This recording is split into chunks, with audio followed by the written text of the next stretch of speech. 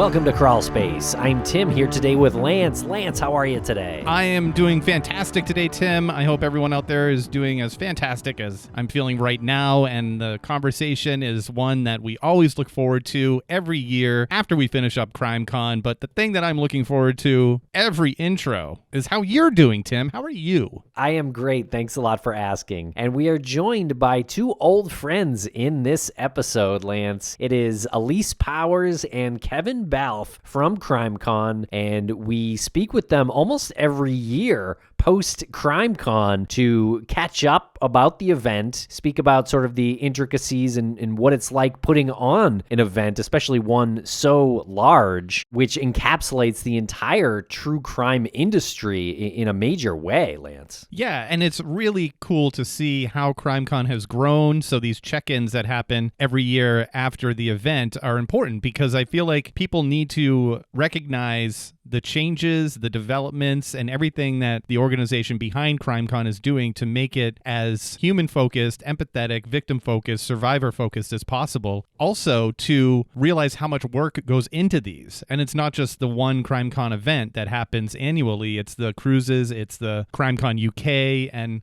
all of those other offshoots that they're constantly working on. But we do give them a few weeks post-event to recover. We start off the conversation just talking about how the body and the mind feels after one of these events is over, and you just need like a good 18-20 hours to just shut down, because they do work directly with the people, with their staff during the event, which you can't really say that about a lot of event planners who will be collecting tickets for one of the welcome parties. They'll be there like stamping hands, putting the wrist bracelets on, and you don't typically see that. You don't typically see the CEO of a company working the crowd and working with the staff to make something happen. So it's always super impressive to see just how they turn it on for that entire weekend and make it all happen, make it all come together. And I will say that these episodes, these conversations with Alyse and Kevin maybe wouldn't be necessary if they had kept their podcast Road to CrimeCon going, which is a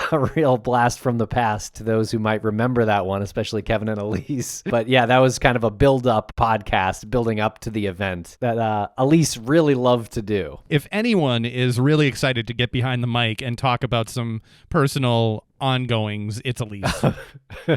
All right, so make sure to follow everything that CrimeCon is up to. You can follow them on social media, and of course you can go to crimecon.com and catch up with everything that they got going on over there. All right, we're going to take a quick break for commercial, and we will be right back with Alyse and Kevin from Red Seat Ventures, who organize CrimeCon.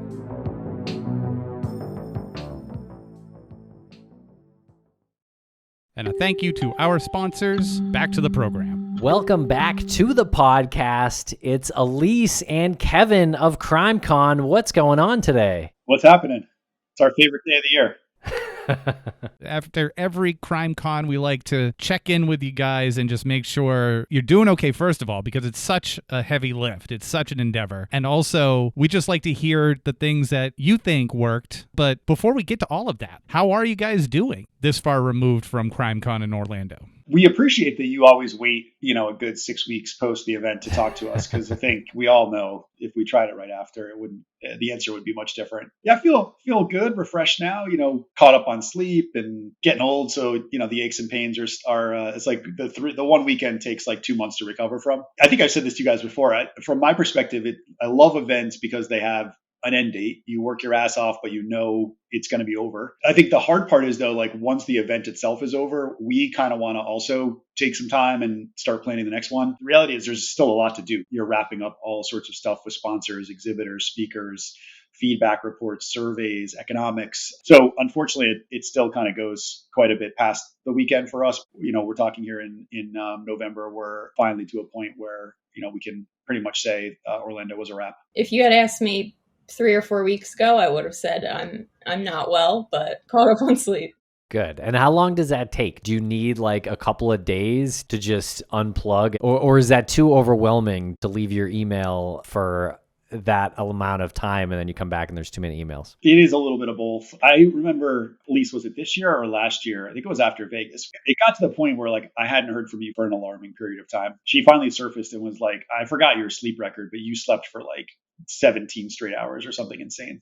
Yeah, it was more than that. Like I woke up and then I fell back asleep. And then eventually Dave was like, I'm going to take you to the hospital if you don't wake up and move. Monday and Tuesday are pretty much, we were just trying to, recover both mentally, but also physically. It's just so taxing. Yeah. And everyone understands. Everyone's awesome. When you resurface on later in the week, no one's bugging for responses at that point. I'm curious what an alarming amount of time not hearing from Alyse is.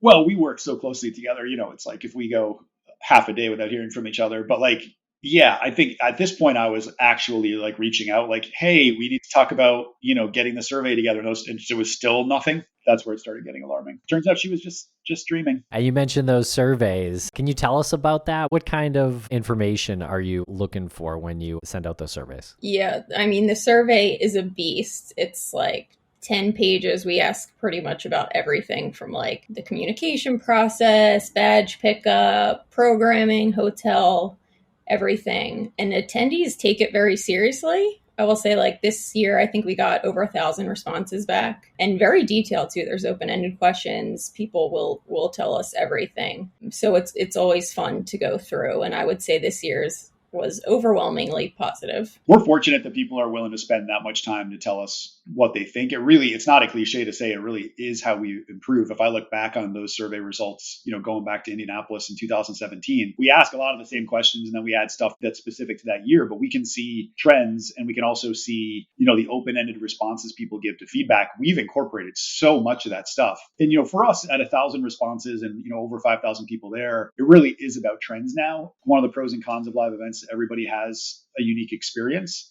We want that experience to be positive, obviously, and when it's not, we do a deeper dive to look. But also, everybody's got very specific ideas around ways they can improve. Some of those ideas are great and would work for 5,000 plus people. Some of them are very specific to them. And I think part of our challenge of reading those survey results is really understanding like what is a trend versus just what is kind of a one-off. When you start seeing the same comment over and over again, you start to say, okay, this is something we really need to pay attention to.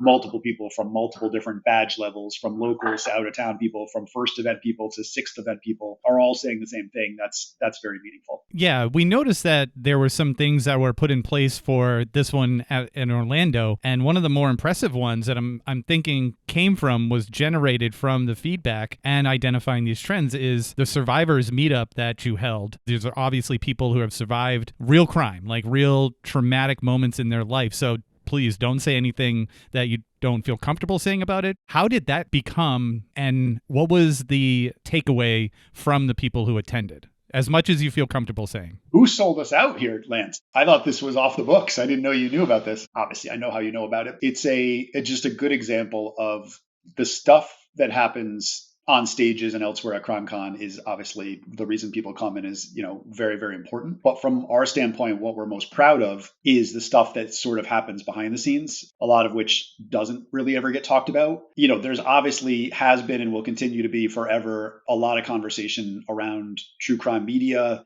the difference between people, immersing themselves in this content and, treating it incorrectly, having too much fun with it. Like there's a whole bunch of opinions. As people who are out there dealing with the media side, the fan side, the engager side, and the family side, we're living this every day. And I can just say unequivocally that there's a real need to help a lot of people who have been through a lot. And I think events like CrimeCon and other people who are working in this space with good intentions can have a big role to play in creating, I'm just being a little careful as you could tell, but in creating real positive change, not only for the families, but to use them also as a megaphone and a platform to help others. And so the event you're talking about, which was a private event that we put together based on survey feedback, based on conversations over the years with a lot of these families, really was about, for now, just about introductions, connections, people that really should know each other, people that have been through very unique sets of circumstances in their their lives, and that they need to know that others have been through it also. And they should have a place where they can talk without any guards up. We've never really done anything like it. We kicked everybody out. I mean, like the hotel staff had to leave. I was the bartender. Nobody else was in there, specifically because it had to be a completely authentic place where people could talk about a life experience, understanding that the other people in that room are the only people in the world who are uniquely qualified to hear that, to empathize with it, and to offer connections, advice, help, support, all those sorts of things for each other. Those one-on-one connections that happen in a whole variety of ways behind the scenes are something I know that Alyse and I are really, really proud of what CrimeCon's been able to do sort of off stage. Yes, and for the record, no one sold you out before the fact. We had no idea that this is how closely kept this was. We had no idea that this was happening. But after the fact, I think the people that we were connected with who attended that couldn't keep it to themselves anymore because it was just that personalized and effective and empathetic. It's confidential from the standpoint of, who said what and what happened in there, but it's not confidential that it happened. It's just not something that we specifically talk about. But if people who are in it talk about it, that's obviously fine. But I know because you guys like the behind the scenes gossip, I'll tell you one funny story. So you guys were up in the top level suite with the Epcot views and everything, right? We're having the creators party. We spaced these things out with a half hour between. We had this first private event, and then we had about a half hour in between, and then the podcast party. So I'm in there for the family event. No one really knew what direction it was going to take on purpose. Like we left it very unstructured, and we had some objectives, but didn't really know. And it's also no one knows each other, and everyone's going to be a little bit, there's a bit of a thawing of the ice. None of that happened. I mean, from minute 2, this went from 0 to 100. In a great way, right? Everybody is immediately understanding why they're there, how connected this group is. And so it gets extremely compelling, extremely emotional, all these sorts of things. Long story to say, I'm texting Alyse, who's outside with the creators, the podcasters, and everyone else, and is like, yeah, you need to wrap this. And I'm just inside, this outpouring of emotion is happening. And I'm just like, you don't understand. I can't end this. There's no possible way I can end this. I won't do it. So meanwhile, we're having a hallway full of podcasters trying to get into the space that is, currently completely occupied. And it was like, I had no way to solve it. I kept trying, saying we should just wrap and everyone's got to get back to things. But it was too intense for my normal tricks of the trade to try to wrap things for that to work. So that was fun. So what happened first? Did you notice that this community was forming and you wanted to sort of help facilitate that? Or was it something that you pictured from before this kind of meetup was planned? I mean, we certainly have noticed and have thought long and hard for years around what is our appropriate role off stage, if any. What do we want to be? What should we be? How can we be helpful without being, in the way? And then the second thing that happened is Paul Holes. I think most people listening to your pod probably know Paul, and obviously he's been a speaker for us for a number of years, and we've developed a very good relationship. And he's been to our UK events. He's been on our cruises. So him and I have had an opportunity to spend a lot of time together, in various bars, drinking a lot of bourbon and talking. And I think it was the UK where he first brought up this idea, there's something larger here. We have a unique opportunity to serve the victim side in a way that they really need, that none of them can do, but that you can. To be honest with you, my hesitation with it was that I didn't want to be in a spot where Alyse and I are trying to measure someone's qualifications to be in this group. So I'm judging Lance's trauma versus Tim's trauma and saying well, you had enough trauma. Come on in. I'm just I'm sorry, Lance, you didn't go through enough. That's not a position I would ever want to be in, nor should we. So it was UK last year where Paul and I again found ourselves together. And I don't know, this idea sort of came up of what if this group took ownership of it themselves? We provide all the resources and the platform, but essentially they decide how it grows and they decide who gets in. And it becomes referral based, right? If you're in a club and you have to sponsor a member to come in and sort of vouch for them yourself, then you're creating this network where the families themselves and the people who have been through these things, for lack of a better term, nominating someone, saying hey, they'd be a great fit. They started a foundation, or they wrote a book, or they have a pod and they understand this side of it. That experience and that knowledge and those contacts could be helpful to a larger group. That's the way it should grow, not any sort of litmus test that we're creating. So once that kind of understanding happened, then it was really just about, okay, how do we start this and how do we plan it? It was the first year, so we'll see. But as you guys obviously have heard, the people that were there, I think, clearly saw a good reason for this to be part of the mix going forward. That's something that we hadn't heard, that it was coming from a conversation over the course of a couple of events with Paul Holes. He's so good about donating his time pro bono to a whole bunch of cases and people and victims. And he's just been remarkable in that standpoint. And he walks the walk. A lot of people talk about a lot of things and Paul lives it and walks it. And so once also I felt like that he was committed to the idea of being that connector because he can connect back to law enforcement. He can connect back to media. Him being involved was really helpful because it also took the pressure off Alyse and I to say like, Paul's going to be the figurehead, right? If anybody in the group has questions or, wants to be connected or whatever, Paul can be that person. And we can do what we do best, which is just sort of putting these things together. I mean, there's no specific magic that we have, but Paul does. And so I think him stepping up was huge for getting this off the ground. We'll be right back after a quick word from our sponsor. And a thank you to our sponsors. Back to the program. I guess it was 2022 was in Las Vegas, and you had over a year to prepare for 23 in Orlando. And this time, you've got less than a year to prepare for 24 in Nashville. So tell us the differences between that amount of time to prepare. Just rub it in. I was going to let Alyse take that one. After Vegas, it was nice because I think that event was at the end of April. So we called it the summer of Kevin and Alyse. Like we lived our best lives and then sort of regrouped in the fall. Like we really do at this point have to pivot right to Nashville. Regardless of having like a year or 8 months, like everything really does come together in those final 3 months. So I don't know that it necessarily changes things. Also we both work on a lot of other stuff. And so it'd be nice to be able to do some of the other stuff, prior to jumping right back in. To Alyse's point, a lot happens late. And I think the other good thing, we've talked to you guys for so many years, we've really leveled up our partnerships, the people that we bring on for contractors and vendors, like everyone that brings the event to life, right? As you know, from our team, there's Alyse and I full-time and then 2 part-time people. That's it. It's really everybody else for this infrastructure that makes these things go. We've leveled up to the point where like the trust we have in the people around us is so much greater than it used to be, where like all those areas that used to just get me, I'm not sleeping at night because they're running in my head of like, how are we going to do staffing and security and signage and F&B and the room block and talent management and all these sort of travel, all these sorts of things. We now know how all that works and have the right people in place. In a good way, we've got the event back to where we want it from what our responsibilities are, which is number one, programming. Who are we going to put on stage?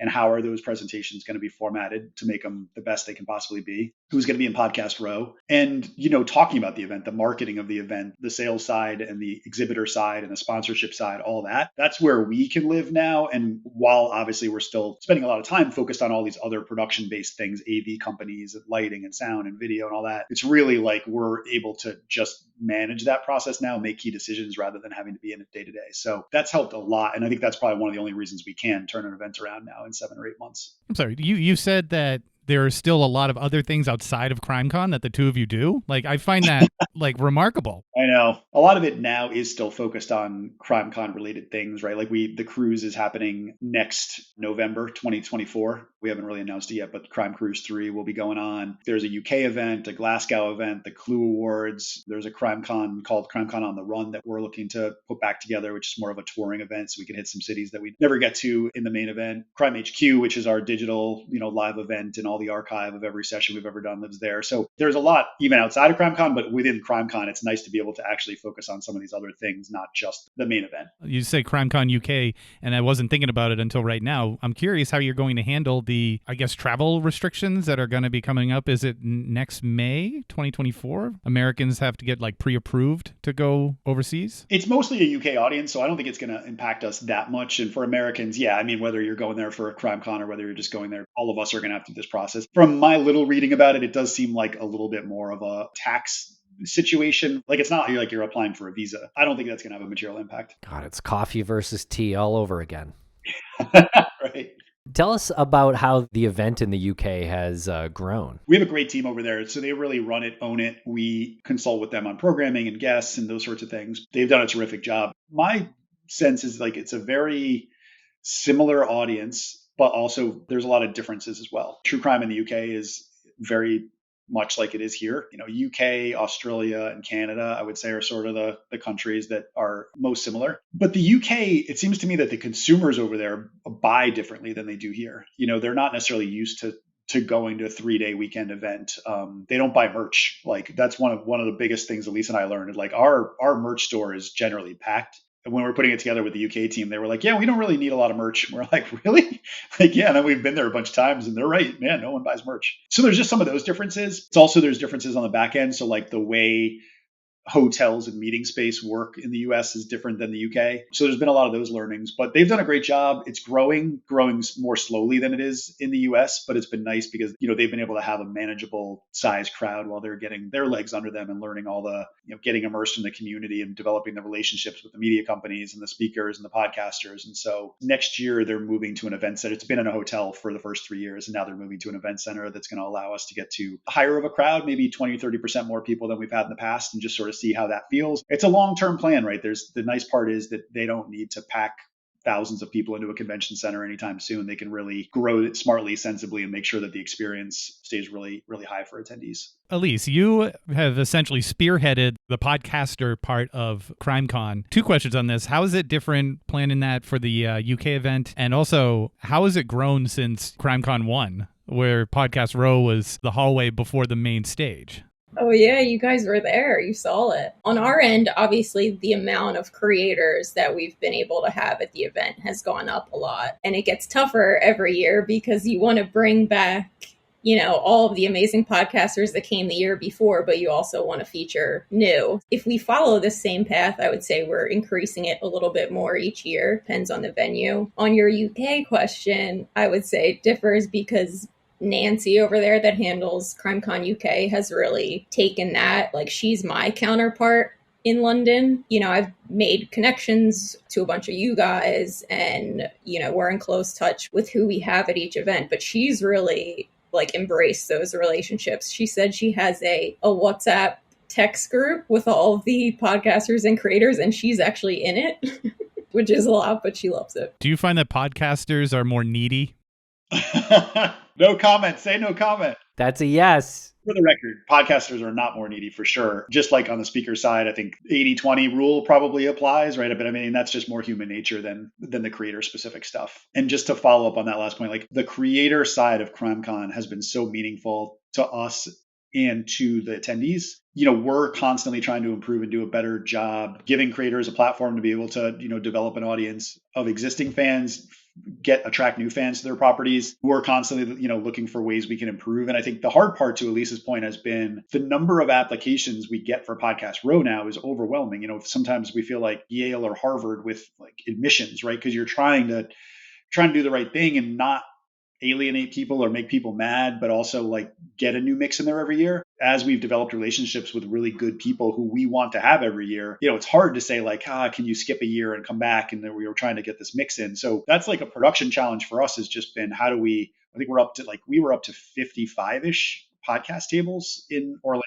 How do we continue to present that diversified mix to attendees while not ruining our relationships with the creator community who we value so highly? And it's a two-way street. They've got to find value from us. We certainly find value in them, but we're always mindful that we need to be doing more to make sure they understand how appreciative we are for their participation, their help. They're talking about the conference on air. I mean, all the things that the podcasters and creators do for us is definitely a critical reason we've got to where we're at. And what was your favorite session from 2023, or the session that you enjoyed putting together the most? I mean, from a production standpoint, I was really proud of the last session on Sunday, which I call The World Turned Upside Down, but which featured, the Delphi families, Stacy Chapin, whose son Ethan was one of the Idaho students, Carrie Rawson. It was exactly what I want the conference. And that's why I put it last, because I just that's what, I want people to leave on, that feeling of here is these incredibly strong, in this case, women, but families who've been through these unimaginable tragedies. They never asked for this in their lives.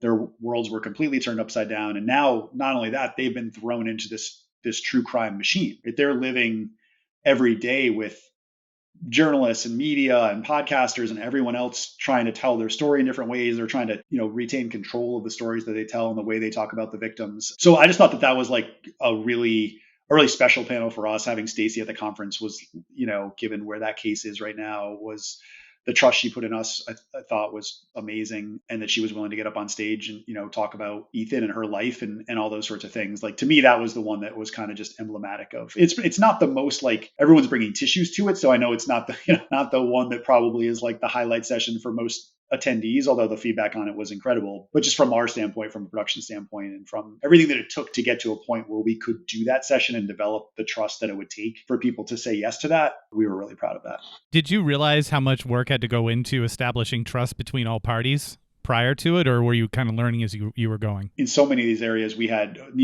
being naive was our friend, because I just think had you known back in 2015, what all these things would take, not only like putting on a live event and the economics, but then in this world, making sure you are doing everything right, you are treating people right, you're in it for the right reasons, you are developing those relationships with both law enforcement and families and advocacy groups, and really just making sure that, just like I said about Paul, like you're not just walking the walk or talking the talk, you are walking it. Actions in this world speak very, very loudly, right? There's lots of people who say lots of things. We want to see what you do. And I think that has taken us since 2015 to get to the point where someone like Stacy would have, she's not a true crime person. She's never heard of CrimeCon. Then she got thrown into this world. And I think only because of the trust that we've had from so many families over the years, the experience that they've had, that they know that we treat them right. They know that more importantly, the attendees treat them right. Everyone is super respectful, supportive, wants to give them hugs. Like that validation from all those other people is what allows us, I think now, like we say, don't take it from us, call, and we'll give you 10 people to call. Right. And I think that ability to have other people validate the experience is really important for us. And another part of the event that's kind of new over the past couple of years is the Clue Awards. What was the thought process in coming up with an award ceremony? Also, if you ask Alyse, she'll just say, let's shut it down. So don't ask Alyse this question. That question was specifically directed at Alyse. From the start, I said, I'm not touching this event.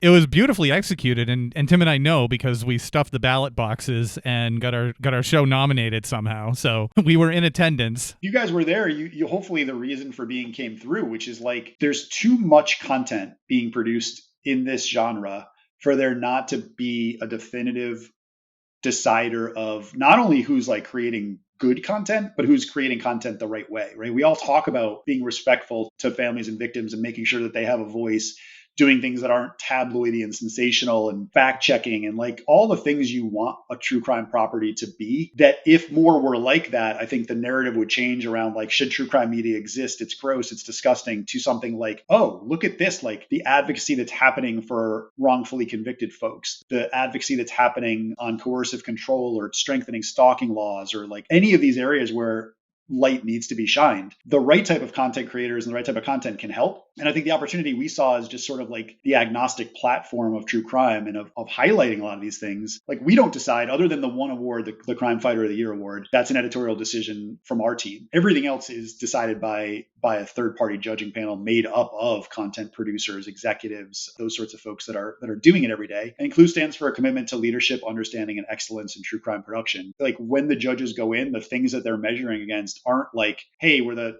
special effects good? It's like, did the victims and their families have a voice?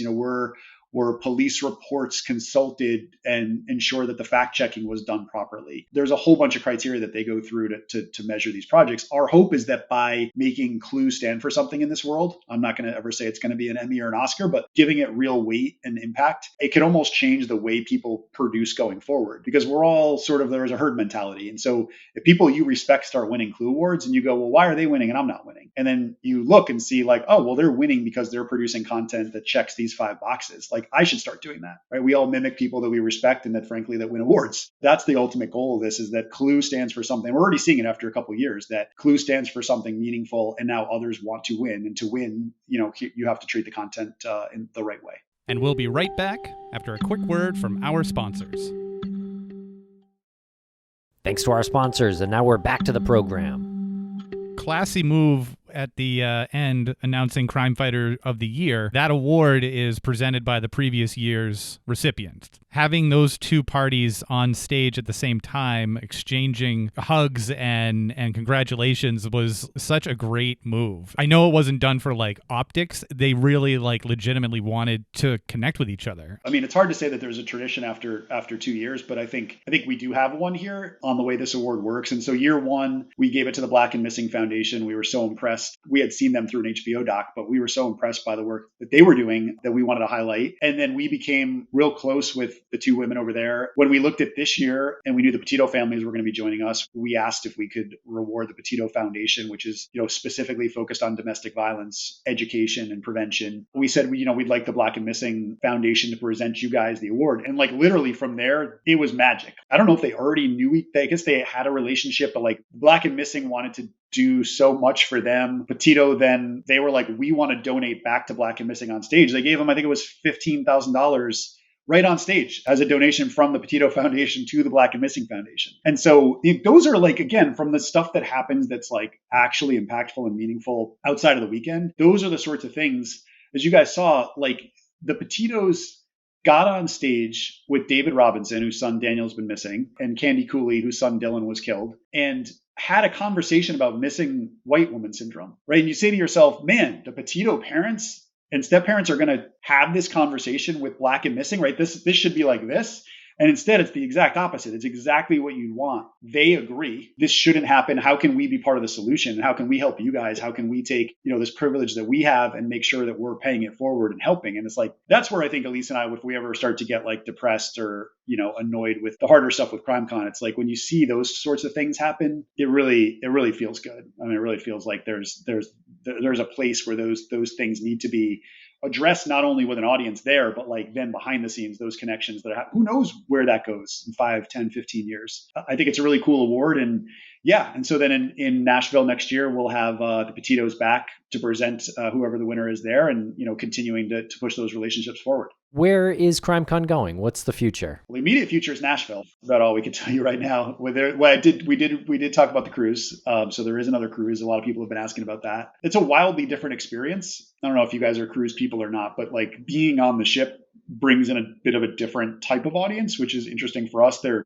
not the audience that goes to the land-based convention generally. Equally supportive, great people. They just seem to have no interest in going to a convention center. And a lot of the convention center people have no interest in being on a cruise ship. So we almost feel like we're serving some different audiences there. That's a priority for us, continuing to grow UK. We talked about Crime HQ, the touring show. There's a lot. We're just trying to go slow, and take things in a direction that continues to the business has succeeded because of our relationships with creators and because of word of mouth. If you look at the survey of where people are learning about CrimeCon, it's those two ways. The last thing we want to do is ruin either of those things. And so to not ruin it is you can't go from 5,000 people to 10 or 15,000 people. People that keep saying, you got to go to a convention center. Well, great. But then what happens when you're in a convention center? Maybe someday that'll make sense. Maybe someday we'll get there. But right now, I think we're trying to figure out how do we keep growing the experience, not the numbers. I think if we do that and keep our eye focused on, are we providing 3 meaningful days to people, then the rest of the business will just fall into place. So what was the process in making that decision to go back to Nashville? Because that's a great venue, great city. I mean, to be frank, we're running out of cities that can hold us at this level because the hotel situation is so challenging. I mean, Orlando and Vegas are basically the 2 cities that are built for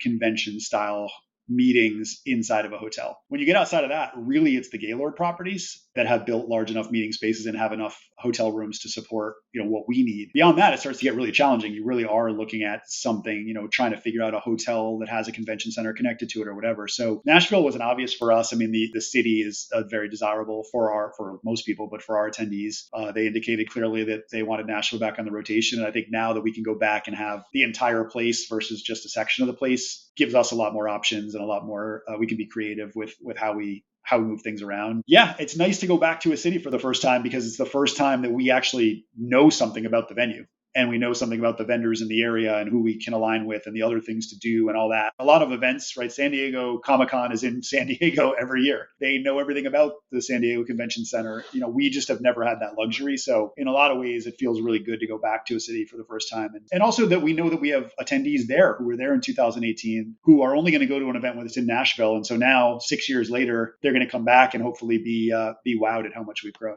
Oh, Paul Holes just texted me and said that if you happen to be talking to Kevin and Alyse, make sure you bring up the Crawlspace dinghy for the CrimeCon cruise. Now he's on board for this too. That's wild. I didn't realize Paul would just randomly text you about something like that. I didn't even know he had my number. Yeah, that's odd.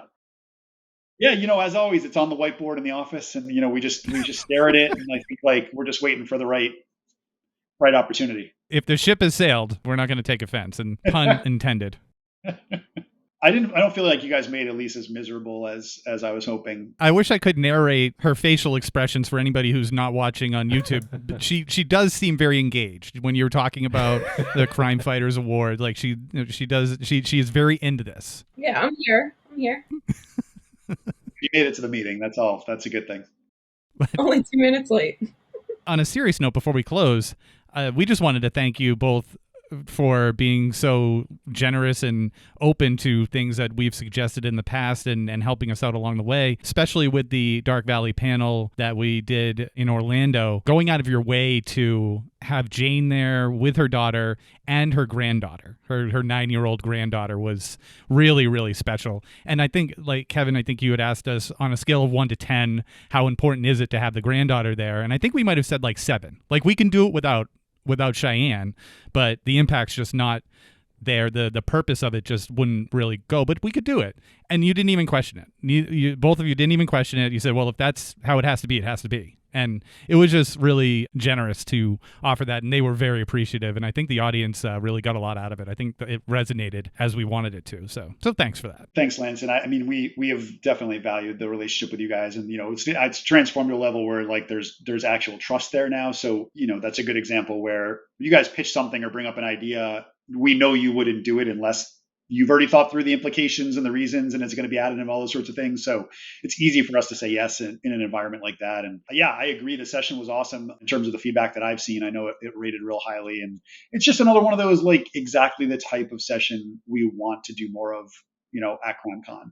You've got the actual family there, and, the attendees get to experience this journey with them and the emotion that's part of all that. Those are the stuff we're just, I think, privileged enough now to be able to access and host. And so congrats to you guys on identifying that story and developing the projects around it. I know that was a big pod for the year. So we were very happy that you guys were behind it. And you guys are the best. We really appreciate you and we love you. And it's not just because Lance sends me pictures of his dog. That does go a little bit. That does help a little bit. Yeah. Well, very cool. Thank you so much. We really appreciate you guys and everything you do too. So thanks a lot.